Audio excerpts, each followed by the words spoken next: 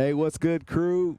Welcome to another episode of the Feed Me, Fuel Me podcast. Darius and Jeff coming to you from beautiful Encinitas, California, and we get to redo an interview with Mike Bledsoe. Yes. What's up? What's brother? up, man? Man, Everything. I'm excited. Life is amazing. I feel more on purpose in my life than ever, and it's really, really nice. Dude. As a result of what? Living. And I have to say, we have to say happy birthday, man. Thank we know you. Thank you. That has to be a fun experience. I want to dive into a quick question, man, because I saw you made a super profound post talking about, turning 37, how you've experienced the ups and downs of negative and positive emotions. Dive in a little bit to that, man, how you started the painting and everything. Yeah. Well, I want to address the negative emotions thing. Yeah, let's talk about it. I don't see any emotions as negative, and I think a lot of times we label things as negative and we judge sadness or anger as something that's negative, and so it's something to avoid. And so one of the things that I've been working on the last few years is pulling away any judgment around how I'm feeling. And, there's been times where I've woken up in the morning and I felt sad. And what I used to do is get up, drink a cup of coffee, do some Wim Hof, and fucking plow through my sadness with some work and some exercise. And now what I've learned that's been really valuable for me is I've pulled it off where I go, look, I'm not getting out of bed today.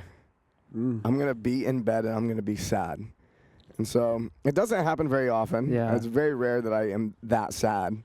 And in fact, I think the last time I had something like that was close to 2 years ago. Yeah. But I could have gotten up and forced myself. But I remember there's one day in particular, Ashley gets up. She's been up for an hour, and I'm usually the one hard charging in the morning. And she goes, "Oh, man, what do you need? How can I make you feel better?" I was like, "I don't want to feel better. I'm just going to sit with the sadness." And it has a lesson for me. There's a lesson in the sadness. There's a reason I'm sad. And if I plow through it and I don't experience it and I don't find the lesson in it, then it's going to repeat itself. And then it's going to, over time, diminish my expression. And it's going to cause me to not show up in the world the way I want to show up. And so, yeah, there are definitely the ups and downs, but I don't like talking about it as positive and negative. I like the reframing of that. Yeah. Yeah, because it puts a better perspective on things, because no emotion has either positive or negative response. I like how you reframe that. I appreciate you doing that, seriously. That was cool. Yeah, so I over the last month, I've experienced, I would say over the last several years, I've been experiencing my emotions, my feelings more fully in general, and over the last month, even more so. And so, the post that I made was, I wasn't intending to I wasn't trying to be profound, but I had woken up the day before my birthday at 3 a.m., and I woke up with heartache, and I didn't, and it was confusing, because this is not normal for me to experience that. I have my life is pretty fucking awesome. Yeah. And I wake up and I go, this is intense. And I go downstairs and I'm journaling about it. And I process a lot through journaling. I ask myself questions. I answer them. I look for the truth in things. And I really work on seeing where I'm living in. Am I creating a story that's now I'm in this fictional world in my head that's creating this feeling that's tearing me up. And I journaled, and then Ashley came and checked on me, and what was interesting is that night I had gone and bought a bunch of paint supplies, and I have been having this urge. I have a health coach, and he suggested that I start painting. And I've never painted in my life. I think I did finger paints as a kid, and I went to one painting workshop with my wife a couple years ago, but I never really wanted to paint. And then he suggested that, and then last week, all of a sudden, it was in my body. I was like, paint. And I go, what is going on? Yeah. So I went and bought the paint supplies, and I knew I was going to paint, and I knew I was going to paint what I was feeling, but I didn't know, there was no thing I was focused on. And then, you know, was it 5-6 hours later, I'm waking up with this really heavy emotion. I go, wow, something inside of me was telling me, go buy these supplies. And that next morning, I went back to bed after an hour of journaling, and I woke up feeling a lot better. And what I did that morning was I painted. And I painted, I was on meetings, and in between calls, in between everything, I spent the day painting a painting in my garage floor. And I really liked what I painted. It was really nice. It turned out way better than I could imagine. I have no training. I watched like 20 minutes of YouTube videos, the do's and don'ts of watercolors to make sure I had a few of the technical things down. So after I painted that painting, I was like, wow, this feels really good. And then the next, on my birthday, I woke up and I woke up feeling really good. And I go, I know I'm going to get a bunch of dopamine today because people are going to say happy birthday on my Facebook wall and Instagram. And wake up, I've got 20-something text messages, people wishing me happy birthday. And I go, yeah, this is going to be a good day. I'm going to soak this up. Yeah. And I don't think I ever let myself do that before. Like really receive. That's a thing. That's really a thing, is like I've been learning to receive.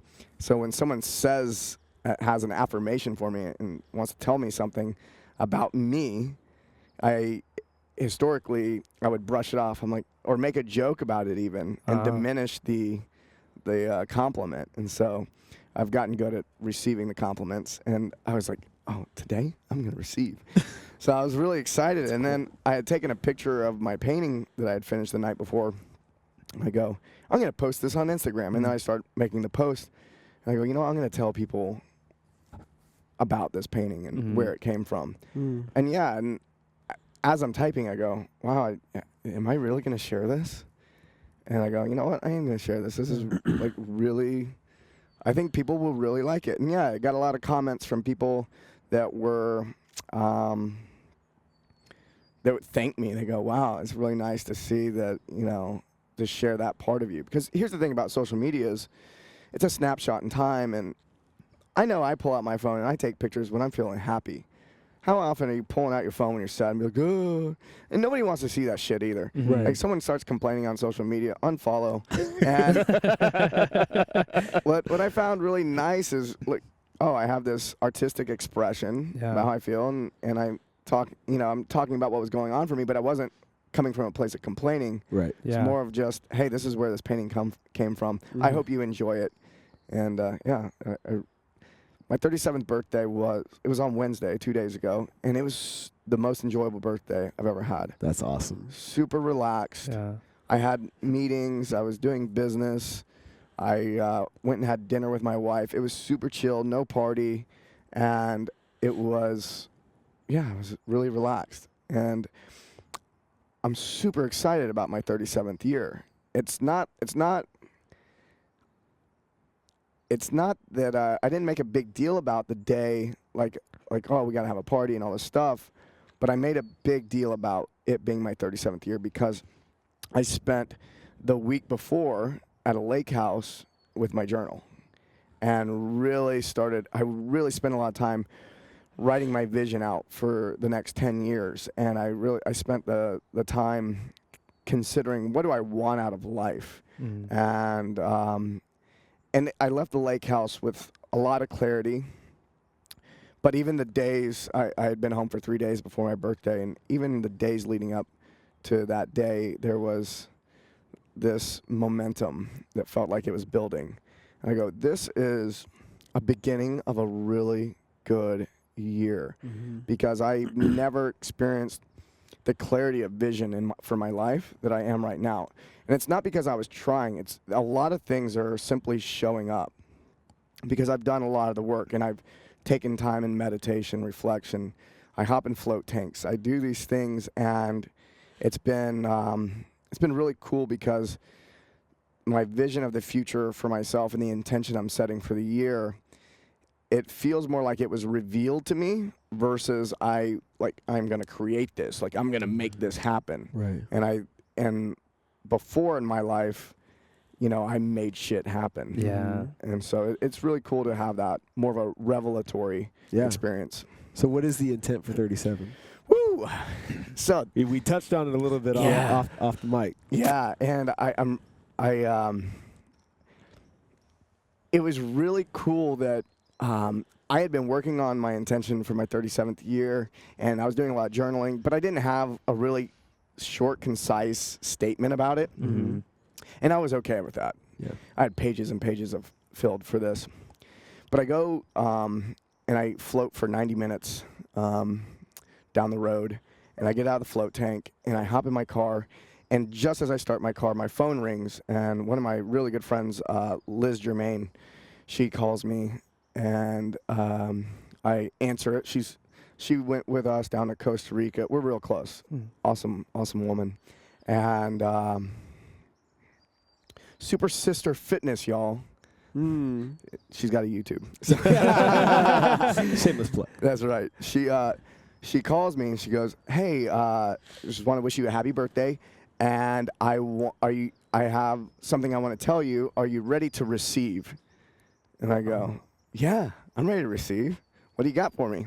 So she goes on for 3 or 4 minutes, and she is a spoken word artist, and she's funny. If you see her out, her colors are like pink and teal, and she's like this nice prim white girl who can rap. Okay. It's like when she does it, you go, I can't believe this is coming out of her mouth. She's so good at this.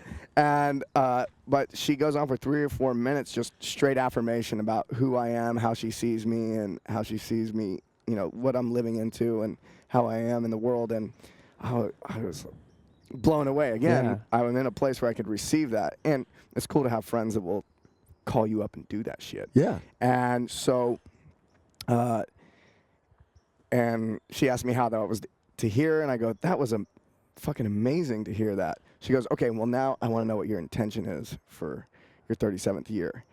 And it was perfect to have the affirmation because it put me in this really high frequency place where I could, it's like she elevated me so I had a better view. And I went on for a few minutes about it, but what I distilled out of it was I want to play the biggest game possible, and with the emphasis on play. And where I'd been previously in my life, I had been saying those words for years. I want to play the biggest game possible, but I wasn't playing. I was getting upset. I was getting angry. I was getting sucked into the game. I felt like I was thinking the game was my life, and I wasn't playing. I was working. I was working at the biggest game. And all now I go, I now know what it means to play. And I'm going to play the biggest game possible. So, so that's happening. And I'm excited about it because when you play, it's easy. Right. And that's when creativity flows. And there's the thing about play, which is interesting, is there's no like playing for the sake of playing versus I'm going to play so I can win. It's like, no, now you're working. Right. Yeah. And so, and the people who play to play, they usually win, which is really, really cool. Yeah. So it's a sneaky thing because, you know, my mind wants to go, oh, are you doing this because of this? But for the first time in my life, I really can feel like I'm playing. And what was cool about that day, I felt like I was playing. I was working. I was working, but I was playing the whole day because there was something about I gave myself permission to be at ease with everything that was happening. And so that was my first intention. But then my second intention is to express myself in ways that I don't normally express myself. And so I've gotten really good at expressing myself with words. So I journal a lot. I write some poetry. I speak on microphones. I get on stages. I've studied verbal communication, and I'm pretty good at it. And it's as if I'm still improving on it. I'll improve my my communication verbally for the rest of my life, but it's incremental at this point. It's small little bits here and there. Yeah. And I want to express myself through art. I want to express myself through music, and I want to express myself through movement. And I think in our culture and the way I was raised, it's really not manly to express yourself in those ways. And it's even not even, considered manly to express yourself verbally, not what's really going on for you. And so what I'm excited about this year is expressing myself in all those ways and still advancing and working on my verbal skills, but also saying, I'm going to express myself through paint.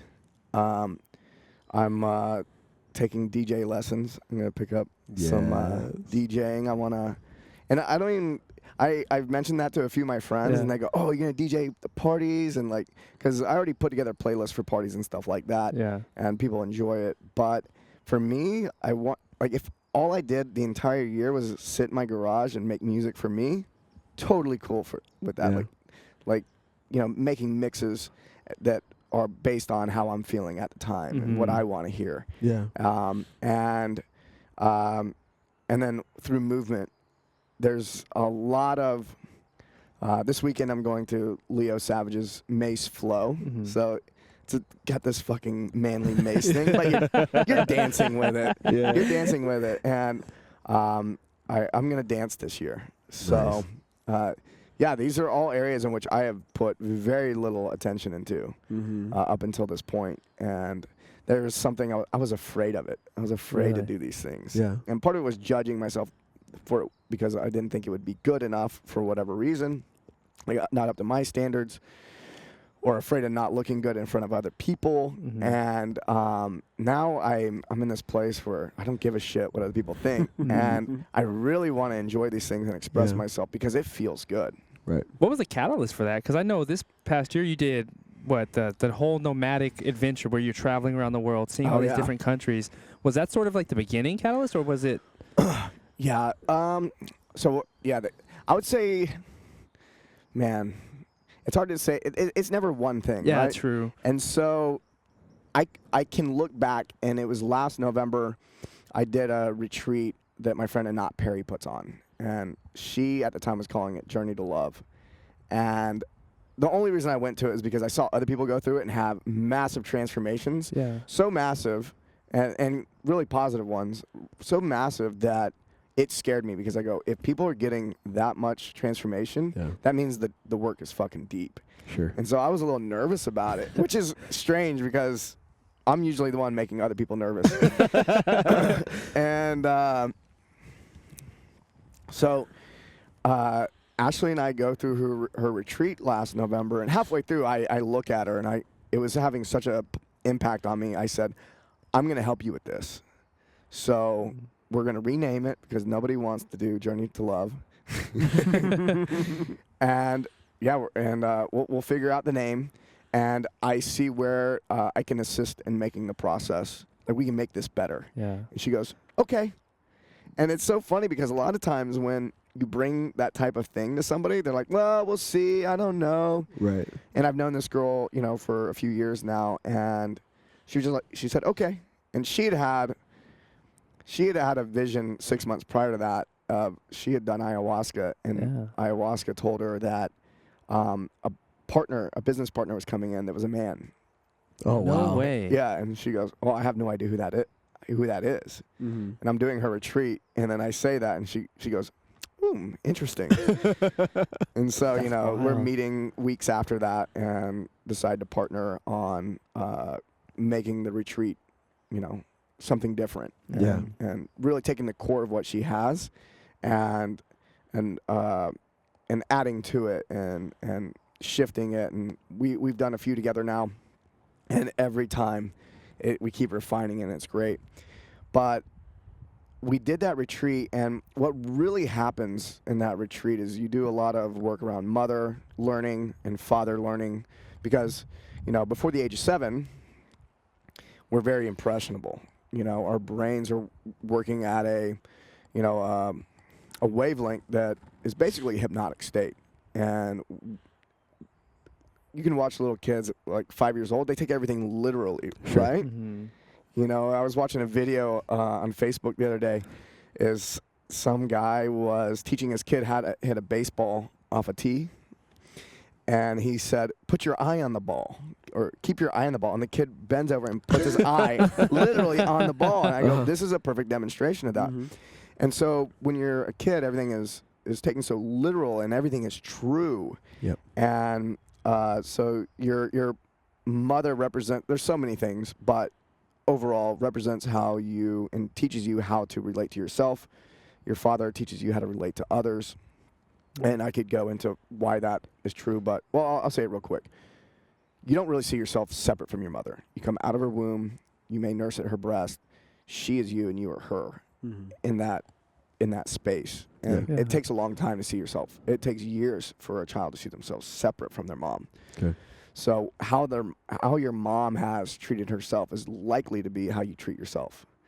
And so your father is the first person outside of yourself and that you love, and so he teaches you how to interact with the world and the universe as a whole. So, you know, father really is, really does teach you and informs you on how to relate to, I mean, I say the universe, some people say God, whatever it is. And so in that work, you get complete with what you learn from your mother, and you get, when I say complete, I mean, you now see what you were taught, and you get to choose what you're going to keep and what you're going to throw out. And the same thing happens for father. Yeah. And so your mother is a very feminine energy, and father is a very masculine energy. And what ends up happening is you get to heal the feminine and the masculine and inside of ourselves, because we all have feminine and masculine sides. Right. And when we get to have like fully embody both of those, and both of them get to work together, then you get a human being that can express themselves in a lot of different ways. A masculine trait would be making plans and creating structure and creating a vision of your future.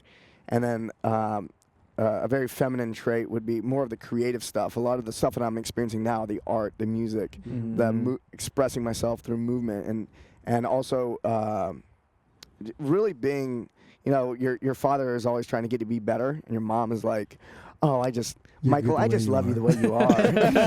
Right? And so being able to heal that part of yourself was massively beneficial to me. And it's massively beneficial to anyone who goes through it. Sure.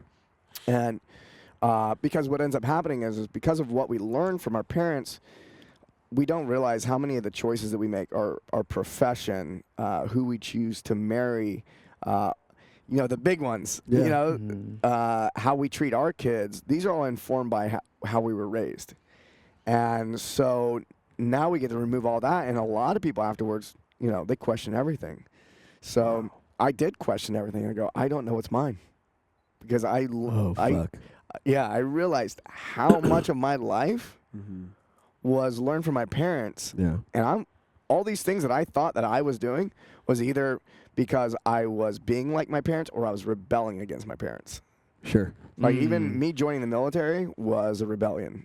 Okay. And because my dad hadn't gone in, but it was one, he definitely didn't want me to, but I was kind of like a fuck you type of situation for me. Yeah. Was like, I don't like anybody, I'm leaving town. You know, that was a part of that decision. But so yeah, doing that retreat, and here's the thing about that retreat is it's not one of those things where it's 5 days long. Yeah. You don't walk out after 5 days and go, ooh, I'm whole and complete, and I got all my shit figured out. You walk out and you go, I have no fucking idea. Yeah. You know, and that's why there's a 90 days of coaching afterwards for integration. And talking to Anat, who runs that retreat, she says it takes people about 18 months to fully integrate. Whoa. The experience, because it's so big. Because what I experienced, it's been 11 months, so it's been almost a year for me. What I've experienced is feeling like a child again and wanting to play. Yeah. So Ashley and I sold everything we own, and we traveled the world Because you know what we did? We went and did all the stuff that we've been wanting to do, but we didn't let ourselves do. Right. Because I hadn't made enough money yet, or I hadn't gotten the business to a point. I had all these reasons. Yeah. I had all these reasons to not do the thing I really been wanting to do.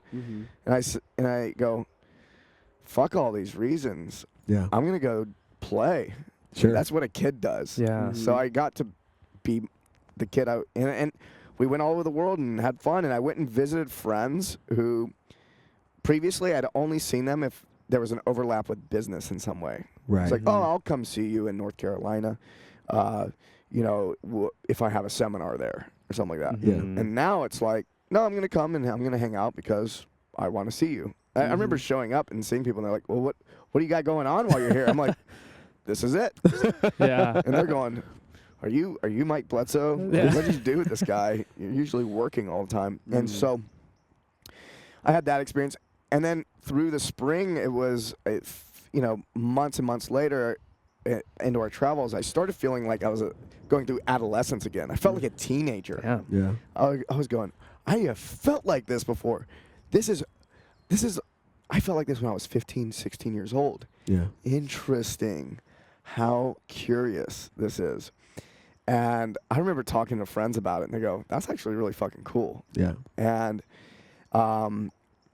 so it's like I get to raise myself the way I want to raise me. Yeah. Because, Damn. you know, you could argue you choose your parents, you don't choose your parents, whatever.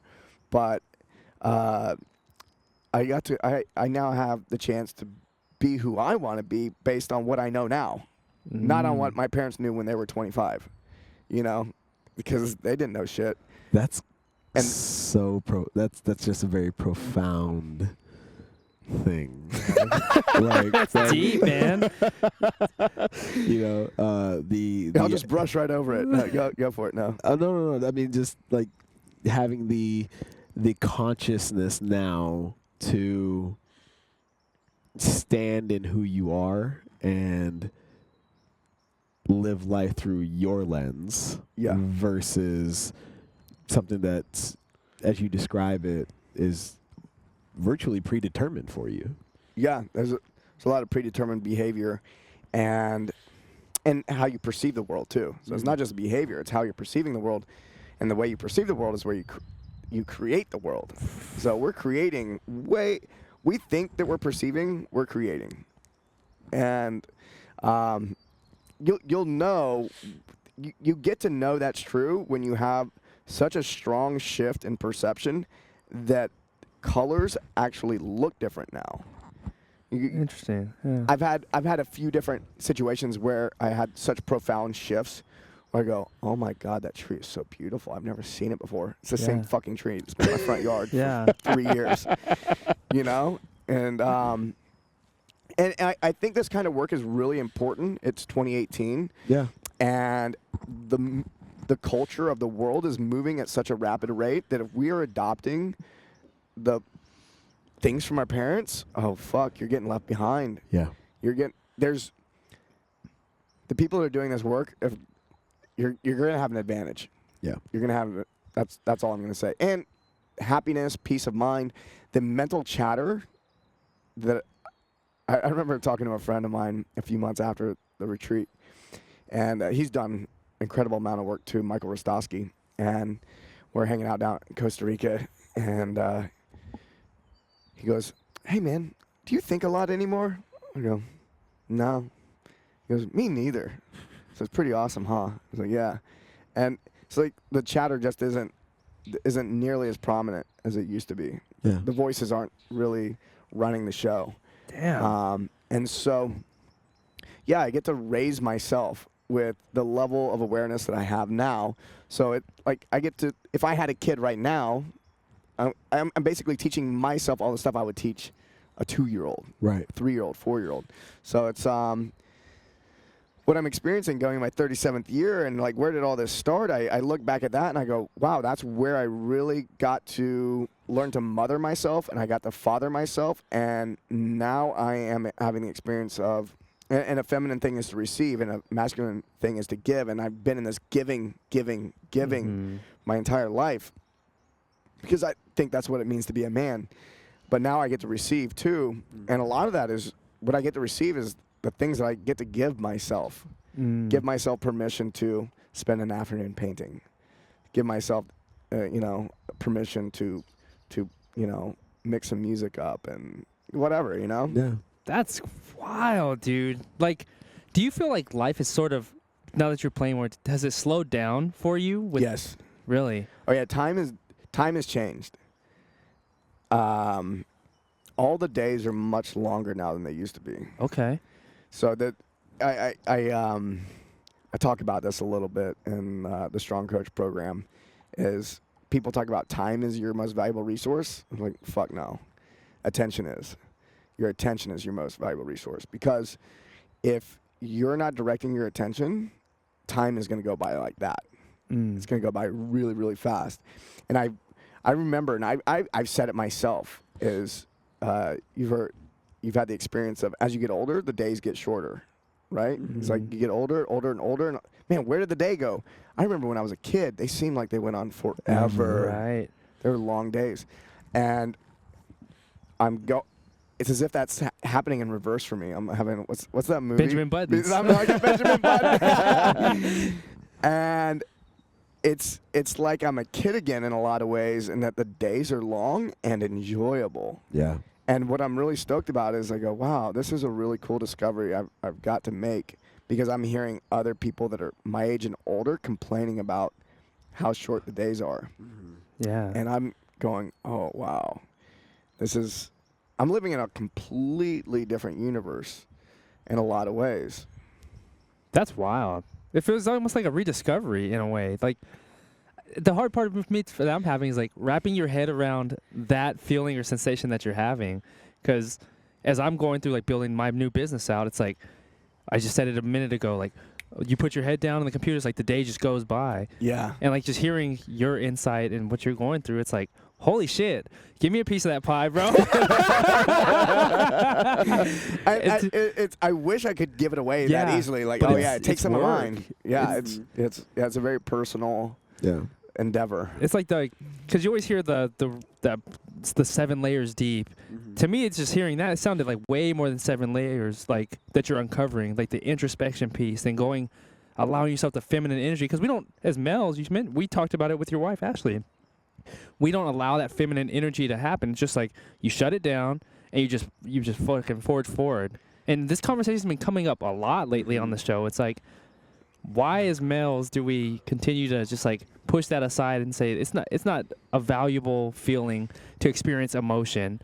We just need to keep our head down and keep motoring through things. Well, I think in our society, women are judged on how sexy they are, their appearance, and men are judged on how successful they are. And so, if I want to feel valuable as a man, I need to be successful. And that means I need to make money, I need to drive the car, I need to have the house, and I need to provide all those things. And I think that it's just like culturally, it's the other stuff, being an artist or being a musician or dancing is made fun of, because well, what good is that? Yeah. How is that going to attract the opposite sex? Right. Because I mean that's what a lot of us are going after. Yeah. Right? Like how are we going to impress them? Peacocking all the time. Yeah. Yep. And I mean, one of the practices I've had, I mean, most of it was unintentional. I look back on it and I go, oh wow, I did a good job of this. But I've given myself permission over the years to spend more time with women than I do men. I actually find myself vibing with women much more easily. I have more girlfriends than I have guy friends. Yeah. Probably like a 3-to-1 ratio, to where it's weird. I love it.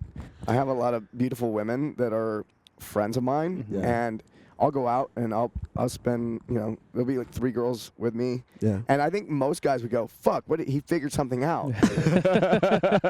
And what I figured out is it does nothing to do with the car, has nothing to do with the money, has everything to do with enjoying being with women. Yeah.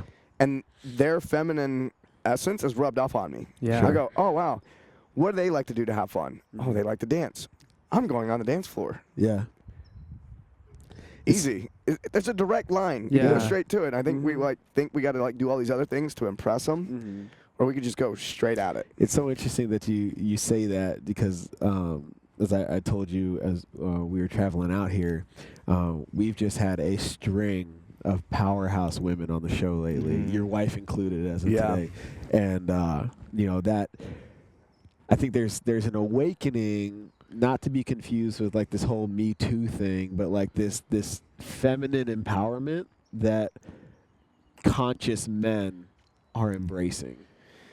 Yeah, there's I would say and not to get that confused with women or female empowerment. Right. And because feminine is not gender specific. Sure. Like the gender is a separate conversation. Right. And the masculine, historically the masculine traits have been very dominant. And I think there's a lot we could learn. And I want to say there's danger to this as well, because I think one of the things I'm also witnessing is I think a lot of men are embarrassed about the history of men dominating women because of you have the feminist movement came in and basically castrated men and said, you're no good, and we're better.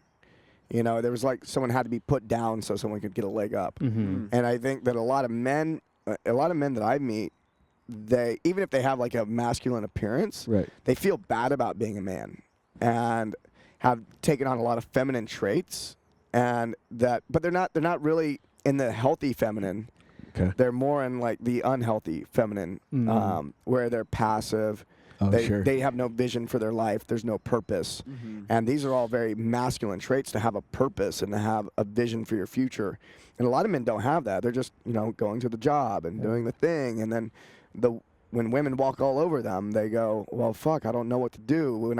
If I'm aggressive as a man, then they don't like me. And that's because they don't know how to be in that healthy masculine energy either. Right. And so I think there's a lot of confusion with men right now, and that they don't. I think they are going more towards the feminine side, but not a healthy version of it.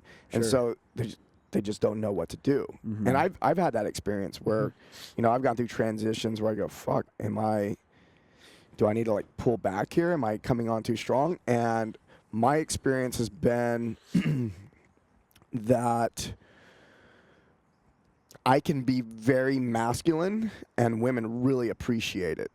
But it's the agenda is that I care about everybody. Sure.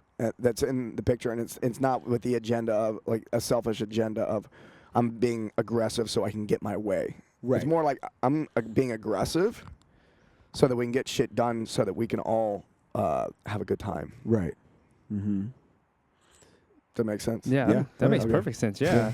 And with everything that you've been going through now, you have a lot of projects that are spawned from this, this path that you're taking now. Could you give us insight to like everything that you're working on now? Because it looks like you're doing everything, but like you said, what you're putting out there, it feels not forced. It feels like it's a natural progression in the life of Mike Bledsoe. So could you share some of those projects that you're working on with us? Yeah, it feels a lot like play, and I think that that's the word, play. I think they came. A lot of these projects are coming about because I was able to access the creative energy, which is a feminine creative energy that can only exist when you have a lot of masculine energy too, like that structure. Let's see what project. So back in the spring, I was really inspired. I hopped in a float tank. And I got in the float tank just to float. I wasn't trying to figure anything out. And within the first 5 minutes, boom, the strong coach comes into my consciousness. And I go, oh, that's interesting. Well, I'll think about that later. Because I normally don't think too much in a tank. And the next 90 minutes of the float was information on what to do next. I go, oh, okay, well, I'm going to start a program for coaches so they can improve their interpersonal skills, communication, leadership, all these things. I go, cool. Well, I'm going to go build a website. So that weekend, I sat down and I built out a website. And then on Monday morning, I made an announcement. I said, hey, I'm taking 5 people into the beta group. It's going to be an 8-week program. And yeah, you should sign up. And I had 100 people apply, and then I ended up taking 6 because I was interviewing a bunch of people for it, and there was this one person I had to take, and I go, they have to be in the program because I know that when they go through this, their whole life is going to change. And I'd already told 5 that they were in. Yeah. And I go, okay, they're in too. So we had 6. And I didn't know what the program was going to be. Like, I knew generally what it was going to be, and I knew what the first lesson was going to be, but I trusted myself that I would know exactly what to do. And so I taught the first lesson, and then I got everybody on the phone. I go, what'd you learn? What do you need help with next? And so what I did was, by interviewing everybody and tracking what it is that they needed, I created what they needed, not what I thought they needed. Right. Okay. I go, no assumptions. So I built the next 7 modules based on exactly what they need. And end up, sorry, I'm getting all stuffed up. No, you're good. A little bit of pollen in the air.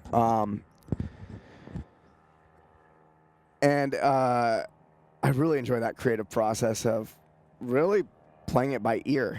You go, oh, this is what's needed next. Okay, and so next 7 modules came out, and it was life-changing for everybody that went through it. Just hugely transformational. Yeah. And I knew it was going to be good because nothing comes to me like that, and it's not going to be good. Yeah. And it came in, and I got great results. So I did round 2. I took a dozen students for round 2, and I refined the curriculum. And I found that in the second round, I go, man, people are getting overwhelmed halfway through this. I need to extend this from 8 weeks to 12 weeks. And so now I've extended it to 12 weeks. I added a lesson. I spread some stuff out. I put a couple breaks in there. I put way more coaching in there, way more accountability. I've got a coach, Daniel Rios, who I've been mentoring him for years, and he's now coaching a lot of the people in that program and doing a fucking amazing job. And so, yeah, the Strong Coach is going really, really well. Yeah. And it's personal and professional development for fitness trainers and coaches. And it's people are coming out knowing exactly what they want to be coaching, how they want to be coaching, how they want to be marketing, how they want to be heard, how the types of clients they want to have. And a lot of coaches have come in going, yeah, I'm just kind of like doing what everyone else is doing. And when they come out, they go, no, I specialize in this, and this is what I'm doing. And I've had people open gyms. I've had people, I had one guy this last time. He opened 3 businesses during the 8-week period. No way. Holy smokes. And so a lot of people in the first couple weeks discovered this sense of purpose. Yeah. That was missing before. And so, and a lot of what informed me of that is when I was traveling, I was dropping into gyms and I was watching how people were interacting, and I go, wow, there's an opportunity to be better. Yeah. There's an opportunity to be better. And I get a lot of questions from coaches going, how do I stand apart? And I used to say, well, if there's no running coach in town, maybe you should do running. Or if no one's weightlifting, Fill the gap. Yeah. That's what I used to say. And now I go, wow, if you can really connect with your client in a real way and help them and connect with them deeply, that's what's going to make you stand apart. So that program is running right now. I'm enjoying that process, and it's been really, really beautiful. Everything with the Shrug Collective is going really, really well. I've really enjoyed. There's been some rough spots and figuring it out, because we go from, oh, we're going to post 1 show a week to we're posting 4 or 5 shows. We have a seasonal show. We're working. There's way more moving parts, and so that's been a lot of fun too. And bringing Anders Varner in to run Barbell Shrugged, and a real joy working with What's that your guy. connection with Anders? Like, we've actually not had that conversation. Like, how did Anders enter the picture for you guys? How did he become the guy? Well, we first met him a couple years ago. We were interviewing. We went to interview Teresa, his business partner, Teresa Larson with Movement RX, and him, and we got to talking, and then we just had some things in common and started hanging out. And 2 years later, it's you know, hey, why don't you come be on the show with us? You can co-host. And then, you know, I think we recorded about a dozen shows together, and then we got in a conversation about expanding the show into a network, and I was like, yeah, I actually want to do my own show. I want to do the Bledsoe show. I'd been doing it on the side, Right. but it felt like a hobby. It didn't feel like a thing so much. And the idea, we go, wow, we could do this. We could pull my show into the collective. We can add more shows like you guys, and fuck, this is actually really, really cool. And it solved a problem that I had been looking at for a while, which was, and this is the thing about it's a feminine trait to be collaborative, right? Absolutely. Mm-hmm. And so, how many dudes do you know? It's like collaboration, never gonna happen. Hell no. And so that really opened it up for me too. Is like letting people be on. Like this was my perspective before. Someone else being on my channel, fuck no. Like that's my channel. Yeah. Right. And then as one day I go, why haven't we done this already? This is so brilliant. And the problem that was existing is I was looking out in the podcast market, and I saw that people who were ranking the highest were posting most frequently, even if the quality wasn't that high. Okay. And we've always been committed to quality. Sure. And so I go, wow, if I start posting 4 times a week, my quality is going to go down. Right. And I have other projects I want to work on. And man, I want to be the best. Why would you do something if you're not going to be the best you can be? Right. And so it was one of those things where we go, oh, we can be the best if we collaborate. Right. Oh, shit. And so I don't have to be the host of Barbell Shrugged. I have other topics I want to cover. And, you know, and so we started having conversations about, well, who else? It went from, you know, we could have 2 other shows, like, well, fuck it, let's just have 5 shows a week, maybe 6, and you know, expose people to really good information and different perspectives. And I think that's more what the world needs right now. That's because you've always been, like, from outside looking in, when did I meet you? 2 years ago when we first started the podcast? You've always been, like, an early adopter, innovator. I say innovator stage. And is that something you've always had in your life, man? Because, like, when it came to, you know, starting a podcast, you started when podcasts were, nobody really cared about them. Now you get the collective going, you get Strong Coach going. Those are all innovative, you know, projects that you've been working on. That's something that is innate to you, or how do you just continue to evolve and find those? Yeah, I think that there was, I had a rebellious side of me when I was a kid, and it's matured into something where I just want to be different. Yeah. It's like, oh, no one wants to play that position on the field, I'll play that position. Or people don't really like those cars, I'll buy that car. Yeah. Or, you know, I just want to, part of me likes to fuck with people. Yeah. And it's, and so I think there's a part of that. But, yeah, I've always wanted to be different in a lot of ways. And there was an immature version of that, where I piss people off constantly. Yeah. And then as I've gotten older, that's matured, and it's a healthy version of it now. And so I think, I also opened a CrossFit. I had the first CrossFit gym in Tennessee. That's right, yeah. Back in 2007. I saw CrossFit, and I was a weightlifter at the time. And I remember talking to my weightlifting buddies and my coach about CrossFit, and they were all like, that is dumb. And even I was like, I thought it was dumb at first, too. Like, one of my Navy buddies came through, he's like, can you teach me clean and jerks? Yeah. So I was like, why the fuck? You're a Navy SEAL. You just need to run, swim, and lift weights here and there. Yeah. Why do you need to, like, do cleans and snatches and shit? So he came in, and he did some WOD where he's doing box jumps and throwing shit around. That looks dumb. 6 months later, I'm doing it. I'm like, this is fucking awesome. And yeah, but what I did was I go, look, I got to find the CrossFit gym in town. Yeah. There's no CrossFit gym. Oh, I guess I'll open one.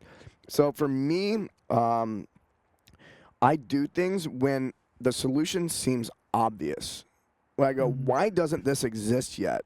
And I don't know how many times, well, all the things that have gone really well for me, I've gone, surely someone's already doing this. And I go and try to find it, and I don't. So I go, well, I guess I'll do it. So the gym was one. The podcast was another. And there were some things where I tried to start businesses where I wasn't being innovative, Yeah. and it fucking sucked. Mm. Like I tried to start an equipment business at one point back in what was it? It was during sectionals, so it was 2010. Oh shit. Yeah. And I think we sank about 50 G's into it, and then I got 50 G's out of it, and then I was like, fuck this, I'm out. Like, those guys at Rogue had got this game figured out. I'm not competing with that. Yeah. And I couldn't figure out a way to make it special. Like Right. I really like making things special. Mm-hmm. And so I have had some run-ins with lack of innovation, and that doesn't go well for me. Like the only things that go well for me is when I am being innovative. If I'm trying, like if I were to try to open up a franchise myself, it wouldn't go well because It's not yours. it wouldn't be mine. It'd just Right. I would get bored very quickly.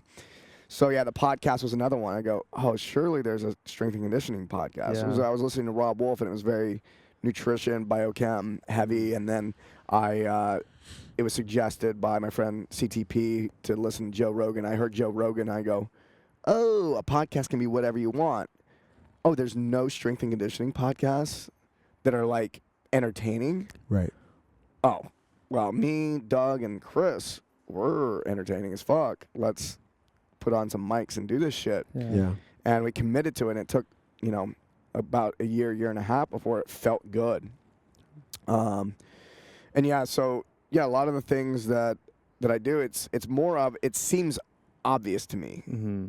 And I go, oh, and if it seems obvious to me that it needs to be done, then I just do it. I always have the moment, though, where I'm looking around, I'm like, somebody should do this. Yeah. It's like, who's going to do this? And I go, oh, I guess I'm the guy. that's This mine. I'm supposed to do this. Ha, funny. Yeah, so there's, so the strong coach, yeah, that's definitely one of those things where I go, how is nobody doing this yet? Right. And someone will definitely come along and copy it. And good luck catching up, motherfuckers. Yeah, I'm already, what I love about the strong coach right now is we're already assembling a team that is, I'm not making it better. 6 months ago was the idea, Yeah. and I've already got other people making it better that are Wow. working on it and spending more time on it than I am. That's when you know you got some good shit. Yeah. Right. Is when it's already really good. Then other people come in and make it even better. Right. So I had a phone call with Daniel Rios, our head coach for Yeah. the strong coach today. And we were throwing some ideas around on how to make it better. And in 1 hour, I think it got like 3 or 4 times better. Wow. Like Nice. by next week, we will implement these ideas. And I go, this is a huge amount of value that we're going to add to this program. That's nobody. Like I said, no one's going to catch up because to be able to like even it's great. I'm loving it. And then I'm working on another project. Project X. Project X. That's the one, huh? Yeah, Project X will drop in December. Okay. Ooh. Yeah. So this is for athletes. Okay. Yeah, and so this is a 21-day program for athletes. It's a process. Okay. So you enter the process, and then when you finish the process, it will completely shift your mindset around training and nutrition. Really? Yeah, it's gonna. Yeah, anyone who's having trouble being in the gym, people who continually get injured, people that have battles with their food. Yeah. This is going to be something that's going to pull all that out. Okay. Wow. And here's the thing about Project X is I'm sitting down with and this is with a secret team, and and this Black Ops shit. I'm like it was a team of people who have a serious amount of training in psychology and like psycho-emotional training, and we locked ourselves in a house for a period of time in the desert and literally got after it. It was wild, and it was a transformative experience for me to go through to help create the program. We have comedy in it. There's skits in there. There's all sorts of stuff. But here's my warning: is coaches, if your athletes get a hold of this before you do, you fucked up. Yeah. because it's not going to match anymore. Sure. So if you start saying stuff to your athletes and they've been through this course, they may walk out the door. Wow. Because it's not going to match up with their new values. Okay. So coaches, it's going to be, we're making this affordable by the fucking program. Yeah. Because you're going to be a much better coach for having done it. Period. You should be doing that anyway. You should be doing everything in your power to be the best, greatest coach you can be. Right. And I'm not going to not release this program so I can save your job. So do it, because it's going to be it's about helping people. It's a mental health program, and a lot of us are addressing what's happening with our physical bodies, but our mind is destroying us. Yeah. And so you can do this program, and what you'll experience is that getting to the gym will be easier. Eating well will be easier. It's supposed to make things easier. It removes a lot of the conflict that exists in the mind. Yeah. Is it, from an organizational standpoint, like what I did with Procabulary, that has had a very profound effect on the way my coaches deliver information to our member athletes? Would it be something that you want the head of an organization to do first and then drive forward, or would it be more efficacious to go through it as a team? Or have you not crossed that bridge yet? I haven't crossed that bridge yet. I want to say everyone go through it together because I want it to get as many hands as possible. But I think from the top down is a really good idea, because you want to make sure that you're getting to the curriculum before your people get to it. Right. So if you're the head coach, you want to make sure that you're ahead in the curriculum before your coaches get to it and the athletes get to it, because it's more of because the trouble is with people is, and you guys have had this experience where you learn something new or you have some transformative experience and you forget the other people don't know this yet. Yeah. You become a self-help asshole, right? It's like, you don't know that thing I just learned 2 weeks ago. What the fuck is wrong with you? You know, it's like, man. And so we're human beings, so that'll happen. Yeah. And so I think it's really important for, whoever's in the head of, like, what you don't want to do is have the coaches go through it and then the gym owner not go through it. That would be a fucking problem. Sure. So, however, if you're a gym owner, if you're a head coach, if you're a coach and you go through this before the people who you're responsible for go through it, you're going to seem like a fucking genius when it comes to how you communicate and how you coach. Your game will go up very quickly. Yeah. And so, there's a huge benefit to doing it, and just get to it quickly. Yeah. You're getting the warning. I'm giving it to you. You get on top of it. I am going to do a soft launch. We may release some of it in November. Okay. I'm playing around with letting people, maybe, 250 to 500 people get it first that are in the vault. So people who are in the vault can get it first so that they can give us feedback on it. Sure. So we may do that in November. So if you're in the vault, you'll get early access, because I do want people who are because the people in the vault are the super fans. Right. And to let super fans have it first is a really good idea. Right. Yeah. Okay. Tell us about Burning Man. Burning Man. Oh, shit. That's a big question. It's like saying, tell me about what was it like to be born? So I'll be a little very more bright.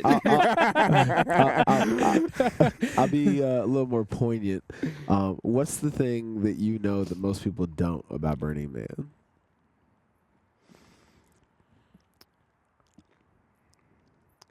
It's I think most people think that it's a big party in the desert where people do a lot of drugs, and that's not true. And but Burning Man has done so much for me. I've had so many lessons and transformations come out of that, and Because you've been 3 times, 4 times? 3 times. 3 times. My Okay. wife's been 5 times. She keeps going without me. She always gets a really good experience out of it too. But What I got out of it initially was I didn't even know what it meant to express myself until I went to Burning Man and I saw other people express themselves. Mm-hmm. And I didn't realize how much of our art and architecture and a lot of things that involve design are suppressed in society based on normative values. And going out to Burning Man where basically the most creative people on the entire planet decide we're going to all get together in the desert and we're going to show off our stuff. Mm-hmm. And so I really get to witness, and I bring back more and more self-expression each time. I see what's possible. There are things out there where you go, how is that even possible? This past year, there was a 500 drone show, and each one of them had a light, and they went up, and they made it was one of the most beautiful things. There's videos online. You can check it out. But there was an orchestra playing with this drone show, and it's 2 o'clock in the morning. And I'm laying in the desert with a dozen of my friends, and we got a bunch of like fur jackets and stuff, and we're all piled there, and I'm crying because it's so beautiful.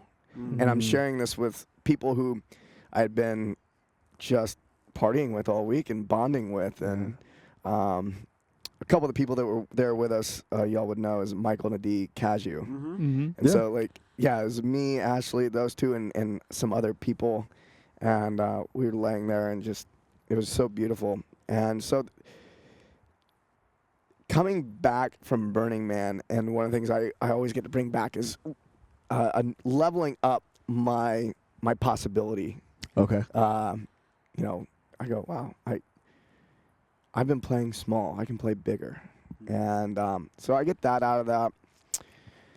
Communication goes way up at Burning Man because all sorts of crazy shit happens there. And you got to I don't know if I can go into too much about that. Yeah. Okay. Yeah. I don't know exactly why communication goes up. Okay. I don't know if I can put my finger on one thing, but people are very, I guess they're very expressive. Mm-hmm. So I learn how to communicate better every time I come back. Mm-hmm. For instance, I went to this workshop. I went to a tapping workshop. Oh, this is what's really cool about Burning Man that people don't know is the best at what they do show up. I mean, I was talking about the most creative people, but like top level people go there and then they teach their shit for free. So, you guys familiar with tapping, like EFT? No. Like it's a type of meditation. TM. Okay. You're not familiar with TM? Oh fuck. Okay. It's not really for me, but a lot of people say it's like the most amazing thing they've ever discovered. So I got to go learn TM from this woman who has been doing it for over 25 years. She's the top woman. The guru. She's the guru. And I'm sitting there going, oh, my buddies are going, we're going to go ride our bikes across the desert to go learn some TM. And I go, cool. You want to go? I'm like, you know what? I've been meaning to check that out. I'll go. And I go over there, and then I realize when I got there that it's the best person on the planet teaching this thing. Wow. Okay. And I go, oh, cool. But that happens over and over and over again. We run into that with relationship coaches. The top relationship coaches in the world are there teaching for free. Yeah. I probably spend $4,000 or $5,000 doing the Burning Man thing. I get a trailer. I've got, it costs money to go and come back. Mm-hmm. And it's what most people spend on a vacation. And what I get out of it is insane. Yeah. Because I also get education out of it. But yeah, I see some of the best at what they do, hanging out and giving away their best stuff for free. And it's just, I learn so much every time I go. 2 o'clock in the morning, I stumbled across Skrillex playing in the desert. And I'm not a Skrillex fan. Yeah. But we danced. It was like a 4-hour set. Just nice. 4 hours straight, and it was blowing my fucking mind. Because this is the Skrillex we heard at Burning Man is not the Skrillex you hear on the radio. Right. Really? Different shit. Yeah. There's stuff he can do there. Like the average person, you can't play it on the radio. Sure. Because people wouldn't grasp it. Appreciate it. Yeah. Yeah. And he'll never probably play that kind of set even at another venue. Right. But at Burning Man, there's this, you can play and get outside of what what people consider normal. Like Yeah. I'll put on music sometimes. Having been to Burning Man a few times, and also if anyone follows me, they probably know I listen to some things that are very different. But if I play that music in a gym, the average gym, people go, "Oh, what is that? I don't know that song." Yeah. Like, it's okay to not know the song. Yeah. Like, it's okay that it doesn't sound like all the other songs that are on the radio. Yeah. Yeah. And so, there's the music that's there is different, and not because people are just trying to be weird. It's because it's a place where experimenting in front of a crowd is okay. Right. And that's another thing I love about it is getting to witness artists who are the best at what they do. Like from a technical perspective, Yeah. like I understand what's happening up there to enough. Like not really compared to some really good musicians, but I understand enough to understand that what he's pulling off up there is insane from a technical perspective. I'm Right. going, what? For 4 hours, 5 hours straight, he's just fucking going, and it's just constant. It was a barrage.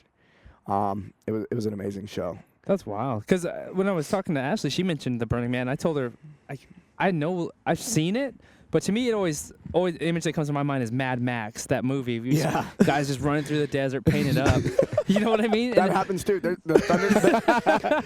a Thunderdome at Burning Man, and what they do is they have two ropes that come down like bungee cords, Yeah. and then you can get and they strap you in, and they give you a big like javelin situation, and just beat the shit out of each other. That's crazy. You can get in there and just go to town. They're playing heavy metal, like Just nuts. It's nuts. I don't really like it. The first time I saw it, I watched it for like 10 minutes, and I was like, okay. Like, watching people beat the shit out of each other, I'm cool with, whatever. You guys go do that. I'm going to go do something else. I mean, shit, I used to do, a lot of martial arts and stuff, so it's not like new to me. But for a lot of people, I see like boyfriends and girlfriends get like a guy and a girl get in there and duke it out. I don't even want to watch it. That's Oh my God. But Burning Man has everything. Yeah. And there's another thing I really like about it is it doesn't seem like there's any judgment happening there. Like I'm not sensing it. And everything is okay. So if you want to try something out that normally in this world, I'm like, I don't know if I want anyone tying me up. It's like, well, you know what? Fuck it. I'll get tied up at Burning Man. That's cool. But it's cool. Yeah. What was like the origin of Burning Man? Do you know?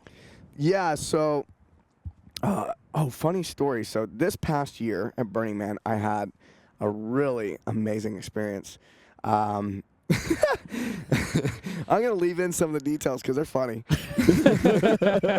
So the last night, Saturday night, we watched the man burn. So all the art cars get around. Me and, there's like I have about 100 friends there. Then we're all hanging out, and I bring out a couple bottles of champagne. It's the only time I drink very rarely. And so, but when the man burns, I drink champagne. Yeah. And so me and my friend Tanya, we decide that we're going to go for a walk. So we watch the man burn. He's like, yeah, let's go for a walk.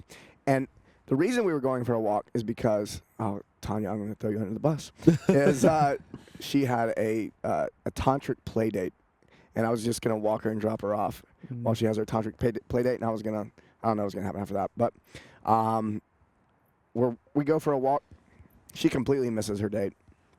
So her and I just walk the perimeter. We'd spent so much of the time at Burning Man at parties and at workshops and things near the center. And we go, let's walk around the edge. And so we walk where like the weird shit's happening. Yeah. People think the weird shit's happening on the inside. On the outside, it gets weird too. So it's and we're walking around and we're just splitting this bottle and walking. And we look over and there's this camp that's way out 100 yards away from everything else by itself. And we go, that's strange. She says, I wonder what that is. And I go, well, let's go see. So we wander into this camp. And everybody in the camp, there's like a dozen people. And it's this really antique, it's like a tent. And it's dusty. And there's all this antique furniture in there. And these people having tea. And there's some weird, it's crazy. But I really wanted a burger. I'd been really, and they had burgers, so I had a burger. But the first guy we talked to, we run into him, he's about 70-something years old. And we go, oh, wow, what are you doing out here? He's like, this is our camp. I go, oh, And my friend Tanya asks, how many burns has this been for you? And he goes, all of them. We go, oh, all of them? He goes, yep. He smiles and he walks off, like disappears like a ghost. We go, that's interesting. So we go wander over to these other people that look like they're in their 50s and 60s, and we get chatting with them, and we're all talking, and they go, do you know who that is? And we go, no idea. That's Danger Ranger. We go, who the fuck is Danger Ranger? And you go, oh, he's one of the founders of Burning Man. Holy shit. Crap. And I go, Burning Man's been going on for like 30 years. Yeah. And I go, oh, wow, we stumbled into the founders' camp. Awesome. And so we hang out. They start telling us all these stories. They've been in part of Burning Man since the beginning. They're telling us all these stories. And they go, yeah, Danger Rangers. So he came back, and we started asking him stories. And so the last night of Burning Man, we're hanging out with the founder. Whoa. And Wow. asking him about how it got started and all this stuff. And we go, well, how did it get started? You know, what went on? And he goes, and it started in San Francisco on the beach. And he goes, yeah, we decided to make a man out of wood, and then we burnt it on the beach. Yeah. And a small crowd gathered. And so we thought that was cool. So the next year we built a man twice the size, and we did it again, and a bunch more people showed up. And so I guess they did that for a few years, and then the crowd kept getting bigger and bigger, and there was a camp out involved with it. And then the police said, you can't do this here anymore. And they go, oh, wow, we need to find a new location. So they started scouting out new locations because there was this thing happening. And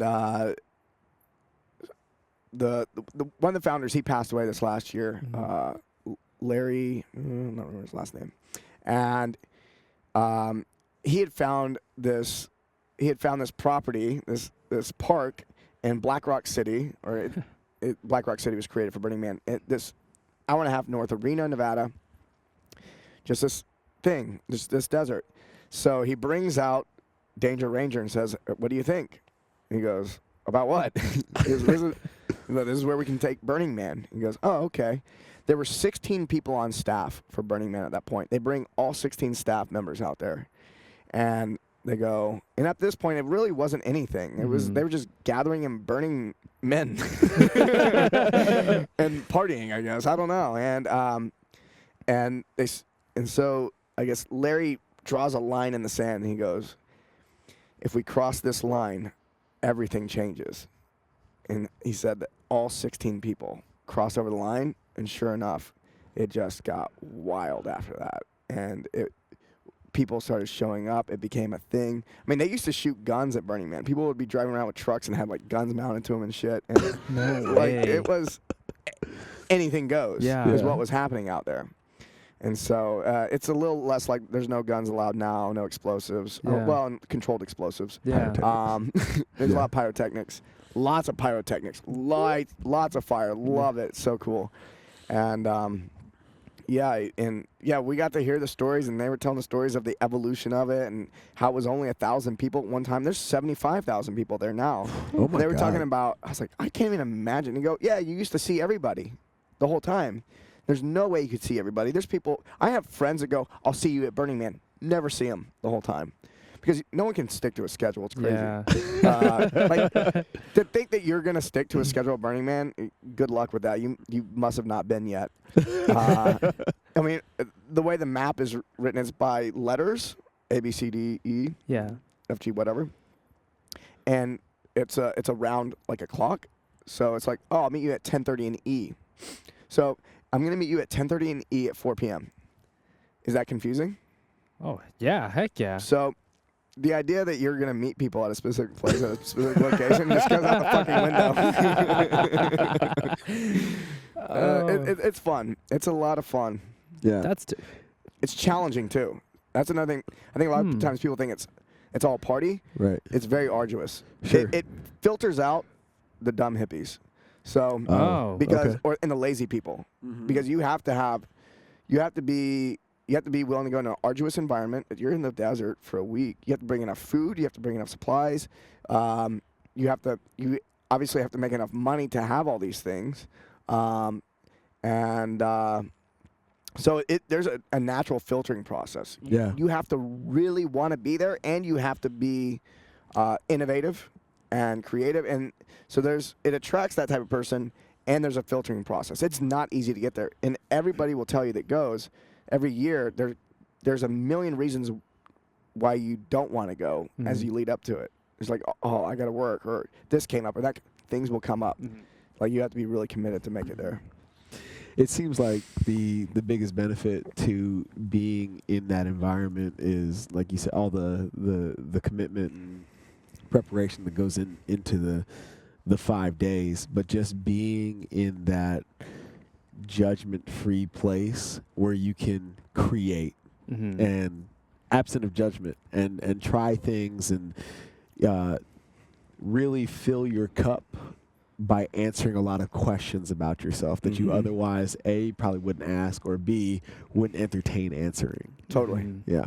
Totally, yeah. It's easy to get permission out there. Yeah, Like, sure. oh, I've always wondered about, or maybe I didn't think I was wondering about it, but now I see that other person doing it. Would I like that? Maybe. Okay. Right. And if I try it and I don't like it, that's okay too. Yeah. No harm, no foul. Yeah, no harm, no foul. Yeah.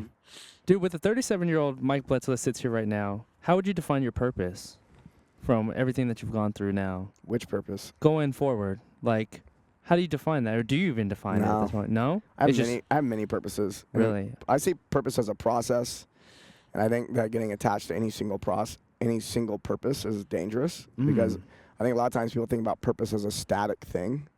And so what I'm a really big fan of right now, and what I've been thinking about, and a lot of this came from conversations I had with my friend Mark England from Vocabulary. That's great. And the way I see it now, and what I encourage people to do, is behave in ways that you experience a sense of purpose.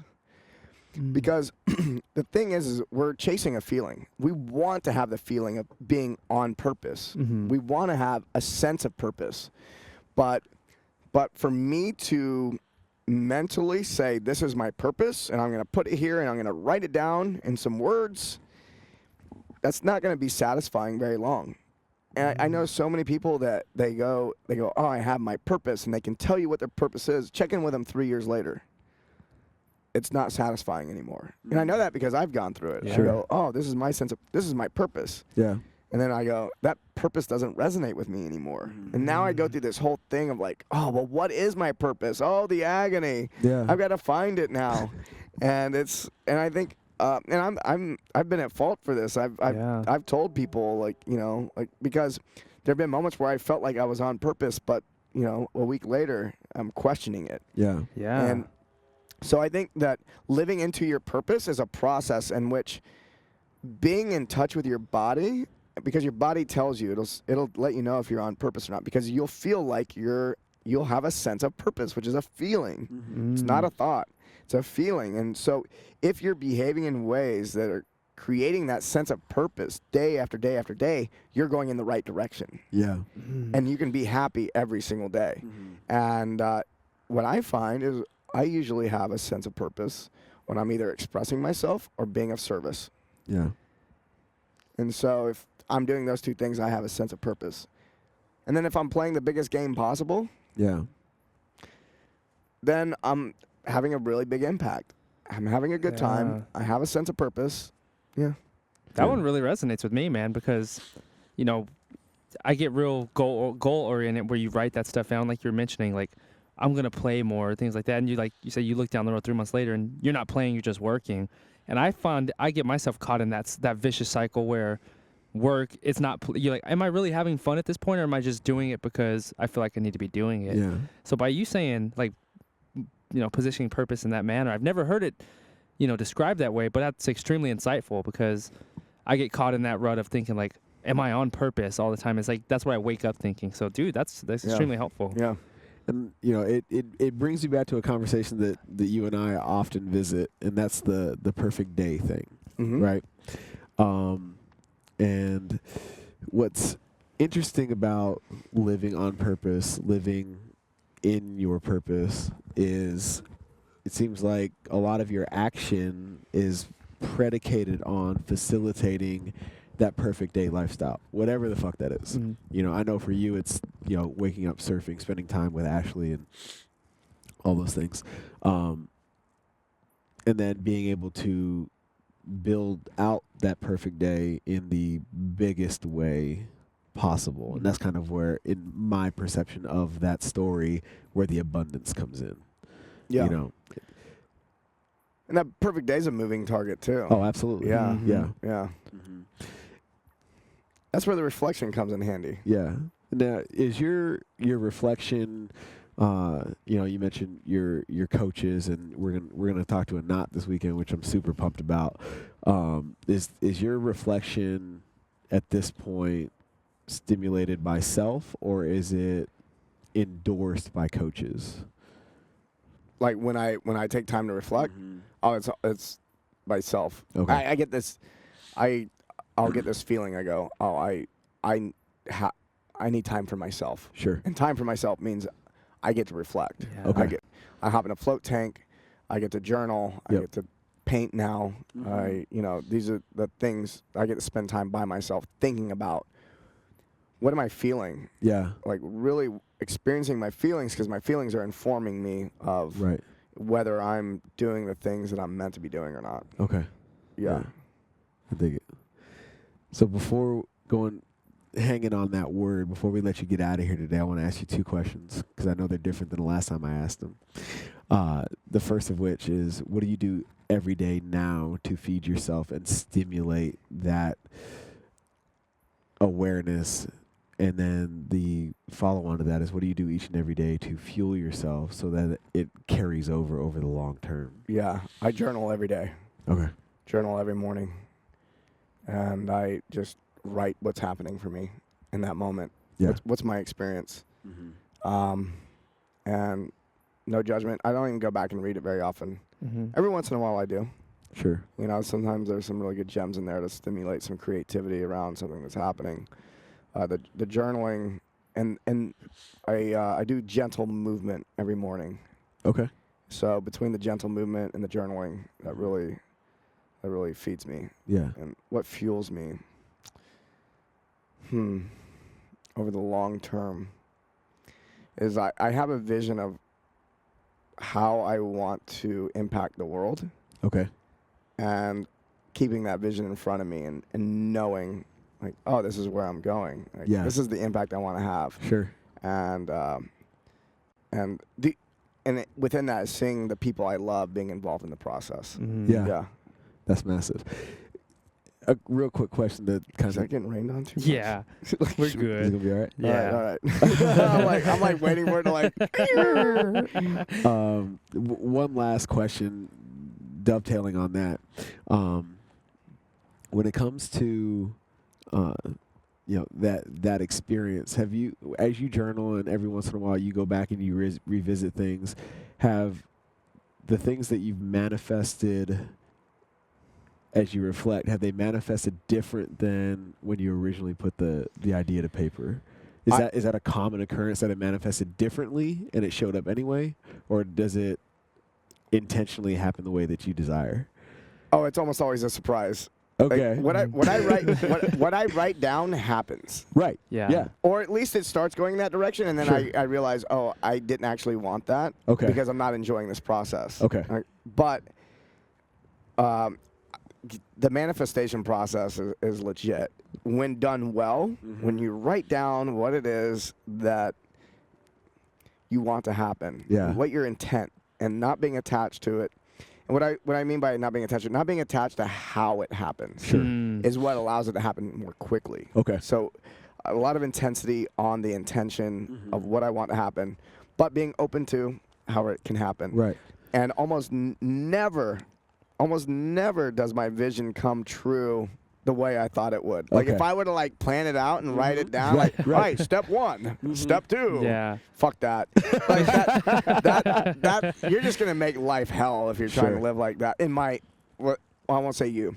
For me, my life would be like hell if I tried to plan out the steps, because the way in which things show up that's the fun. Right. That's the beautiful part, is watching things come to fruition. Go, didn't even see that coming. and watching stuff that I think is going to take 8 years show up in 6 months. That's crazy. Shit blows my mind. I love it. Dude, and most people on here listen know where you are anyway, but where can they connect with you and all the programs that you have coming? Woo! Yeah, obviously, but check me out on the Bledsoe Show. Post on Mondays on the Shrugged Collective. Check out the Strong Coach. Oh, I left one off the, I didn't talk about it, Psychedelic Performance. Oh, okay. Check out psychedelicperformance.com. So the Bledsoe Show, psychedelicperformance.com, thestrongcoach.com, and I'll be posting shit on Instagram about Project X soon. So Mike_Bledsoe on Instagram. So I think that's the most important places to be following what I got going on. Dope, brother. Love it, Appreciate you, my man. Glad to Appreciate see you doing guys, so man. well, boss. I love this interview. This has been so much fun. This has been, It's always good, man. I think this is my favorite interview to date. Dude, that means a lot, Ever. man. That's massive. Fuck, you guys That are means a lot. crushing Shit. No, man, it's been extremely awesome, not only knowing you, but being in the Shrug Collective Yeah. and bringing Feed Me, Fuel Me into that fold. You know, we got the call from Doug. I got off the phone with Doug. I was like, Jeff, you want to do this thing? Because I love these guys and they love us. I think this is a really good idea. It was no brainer. Hell So yeah. appreciate you guys. It's been really cool. Man, Appreciate you guys for bring us having us having you on. guys in. Yeah, for sure. For everybody in Feed Me, Fuel Me land, support everything that Mike has going on. Be on the lookout for Project X at working title. And I got a title for it. Okay. And, This is going to be an unveiling. all right. Yeah, All right. yeah. Yeah. And until next time, guys, Feed Me, Fuel Me.